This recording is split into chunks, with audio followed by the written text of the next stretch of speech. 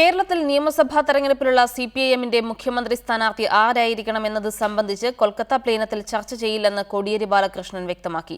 അതേസമയം പ്ലീനത്തിന്റെ തീരുമാനം പാർട്ടിയെ ശക്തിപ്പെടുത്തുമെന്ന് വി എസ് അച്യുതാനന്ദൻ അഭിപ്രായപ്പെട്ടു. 78-ൽ ഇവിടെ നടന്ന സാൽക്കിയ പ്ലീനം, അതിനുശേഷമാണ് കേരളത്തിൽ UDF തകരുകയും 80-ൽ ഇടതുപക്ഷം അധികാരത്തിൽ വരികയും ചെയ്തത്. അതിന് സമാനമായ ഒരു രാഷ്ട്രീയ സാഹചര്യം ഇതിനുശേഷം കേരള രാഷ്ട്രീയത്തിലുണ്ടാകും. 1980 2016 ആവർത്തിക്കുമോ? UDFിൻ്റെ തകർച്ചയ്ക്കും LDFിൻ്റെ ഉയർച്ചയ്ക്കും 2016 സാക്ഷ്യം വഹിക്കുമോ? മാസങ്ങൾക്കപ്പുറം നടക്കുന്ന നിയമസഭാ തെരഞ്ഞെടുപ്പിൽ CPMനെയും ഇടതുമുന്നണിയെയും ആര് നയിക്കും?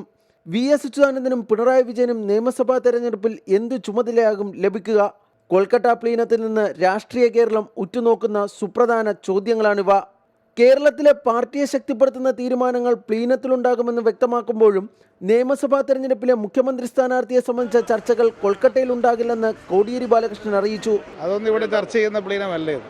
എന്നാൽ കേരളത്തിലെയും പശ്ചിമ ബംഗാളിലെയും നിയമസഭാ തെരഞ്ഞെടുപ്പിലെ പാർട്ടിയുടെ തന്ത്രങ്ങൾക്ക് പ്ലീനത്തിനിടയിൽ നടക്കുന്ന ചർച്ചകളിൽ പ്രാഥമിക രൂപം തയ്യാറാകുമെന്ന് CPM കേന്ദ്ര നേതാക്കൾ വ്യക്തമാക്കി. കൊൽക്കത്തയിൽ നിന്നും ക്യാമറാമാൻ മണിയസ് അടൂരിനൊപ്പം B ബാലഗോപാൽ, റിപ്പോർട്ടർ.